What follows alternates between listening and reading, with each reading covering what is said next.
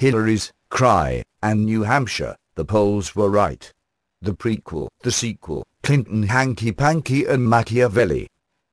Buy me a tea, the 11th of January 2008. Pollsters, pundits and media types, listen up. The mawkish hand-wringing and self-incrimination can stop. You were not wrong. Your New Hampshire poll numbers were, in fact, correct. Let me explain. Your polls predicted Clinton 30%, Obama 38%, Edwards 18%. The actual results were Clinton 39%, Obama 36%, Edwards 17%. The only apparent error is in Hillary Clinton's numbers. But if we adjust for standard issue Clinton Hanky-Panky, Hillary's numbers are correct, too. What happened? When deconstructing Clinton moves, Machiavelli will always make more sense than Ockham. Consider this scenario. The reverse Mo, from the Iowa loss, was quickly rendering New Hampshire, Hillary's putative firewall, her last stand. Clinton internal polls confirmed what was in the field. A humiliating defeat ahead in New Hampshire, perhaps double-digit, for the quondam shoo-in. Worse, the end of the reign of Clinton. Make that better, if you are not a Clinton. You could have cut the pre-primaries Schadenfreude on both sides of the aisle with a knife. What to do? Need you ask? By the weekend before the New Hampshire primary, the Clintons had all the vote fraud in place. Ballots to be stuffed out of staters for Hillary queued up and ready to go. Locals would later report an unusually large number of vehicles with Massachusetts plates on Election Day. What the Clintons needed now was a rationale for what would be a results-altering discrepancy in Hillary's numbers. Hence the cry. But the stage had to be set. Non-humans don't cry. And neither do commanders-in-chief, although for Mrs. Clinton, perceived weakness is secondary to short-term gain. She has played the victim card for votes and power throughout her life and repeatedly during this campaign. See the video, Hillary plays the victim for votes, YouTube. And so we had the Access Hollywood prequel. And for good measure, a sexist old saw tailored precisely to foment the pre-freedom female, the post, cry, cry, iron my shirt.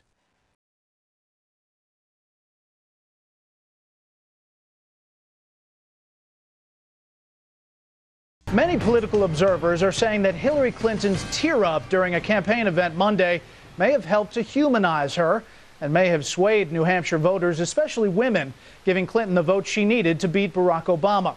But some skeptics question the spontaneity of the emotional moment. Take a look at an interview with the TV program Access Hollywood, done Sunday. Was this a subtle preview of things to come? You're not made of steel. Right. You have feelings. Well, no fooling. But, you know, again, it's that difficult position that a woman candidate is in, because if you get too emotional, that undercuts you. A man can cry. We know that. Lots of our leaders have cried. But, you know, a woman, that's a different kind of dynamic. Again, that interview was done Sunday, and the emotional moment in the diner was Monday. Reporters covering the campaign say, to their knowledge, Hillary had never cried in public on the campaign trail before that Monday event and had never talked about crying before that Access Hollywood interview Sunday. Meanwhile, the woman who asked the question that precipitated Senator Clinton's tear-up voted for Barack Obama anyway. Marianne Pernold told a Washington radio station that she attended one of Obama's rallies earlier in the week, and his stirring speech brought her to tears. For everybody.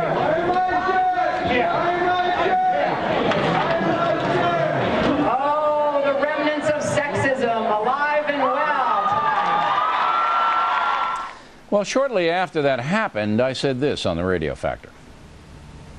That looks like a setup to me. I don't think that was a legitimate heckler. That looks like somebody who's set up to go in there and look stupid.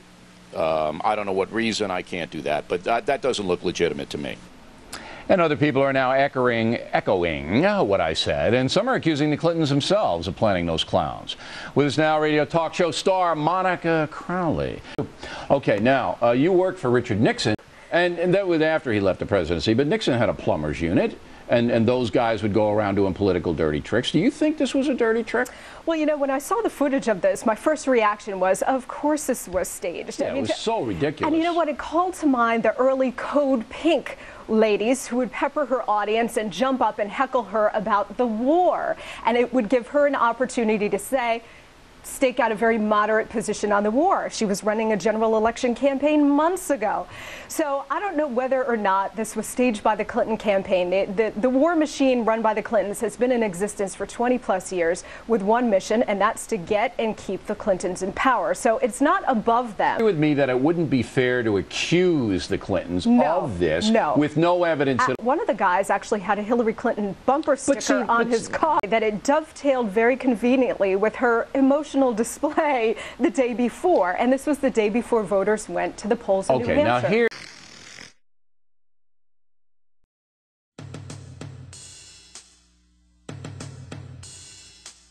She'll be all right for a while.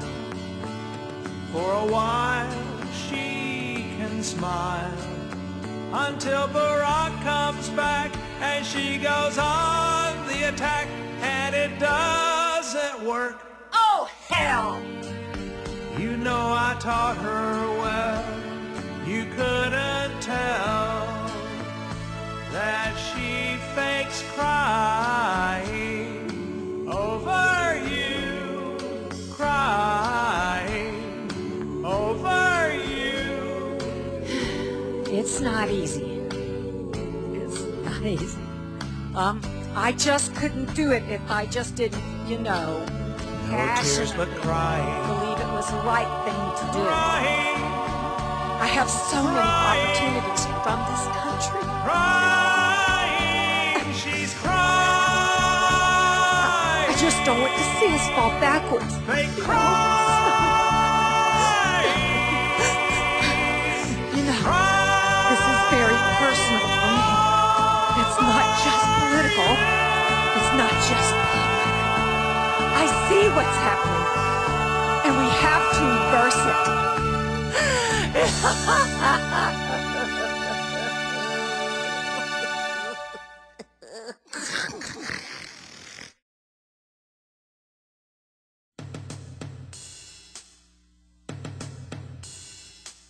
She'll be all right for a while.